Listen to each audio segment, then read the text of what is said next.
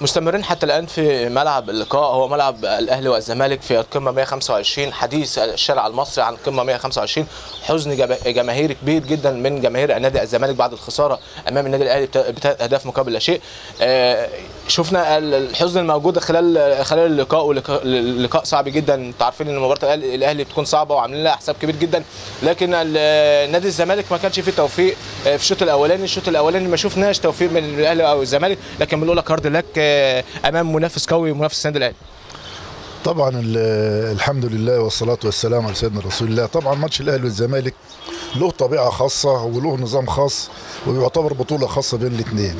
من خلال هذه القمه 125 كان الشوط الاول سجال بين الفريقين، لكن النتيجه اتغيرت من بعد حوالي ساعه من بدايه المباراه، وكان مستوى الاهلي في التايم الثاني كان افضل واقوى من الزمالك الذي انتهى بهذه النتيجة المؤلمة طبعا.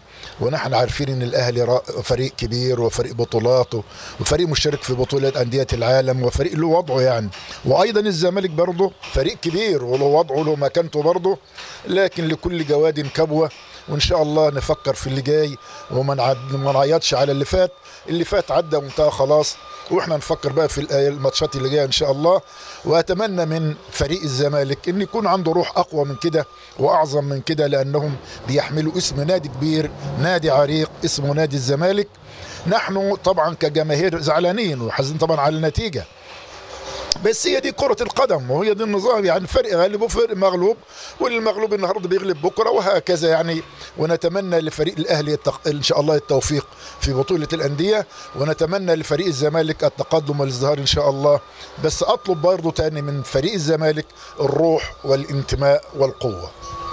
شايف الاجتماع الموجود، اجتمع مرتضى منصور واجتمع احمد مرتضى بيقول ان هو خلاص مشى من مجلس اداره نادي الزمالك، لكن شفنا مرتضى منصور هيقعد قعده كبيره جدا في اجتماع خلال تواجده مع المدير الفني. هل المدير الفني موجود او مش موجود؟ اعتقد دي رؤيتكم، اعتقد دوت دعمكم اللي انتم بتدعموا نادي الزمالك، انتم بتقفوا ورا نادي الزمالك في الخساره او في المكسب. شايفينه كان بطل الدوري الموسم الماضي، لكن الموسم الحالي عايزينه يجدد البطولات مرة تانية.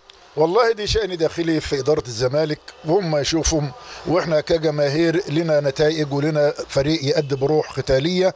كون إن واحد يمشي واحد يقعد والله دي حاجة خاصة بهم هم، إحنا ما بنتدخلش في هذه الأمور. وكون إن المدير الفني يقعد أو يمشي برضه ده راجع للإدارة، هي اللي بتشوف هذا الأمر. إحنا لا نرى هذه الأمور إلا على الظاهر في المباريات فقط لا غير. نقول لك هارد لك وبنشكرك على التقرير.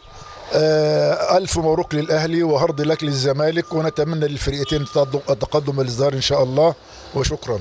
كل ده في مصلحة المنتخب؟ طبعا، لأن المنتخب هو قوامه من الأهلي والزمالك، يعني 80% من لاعبي المنتخب هم من فريق الأهلي وفريق الزمالك.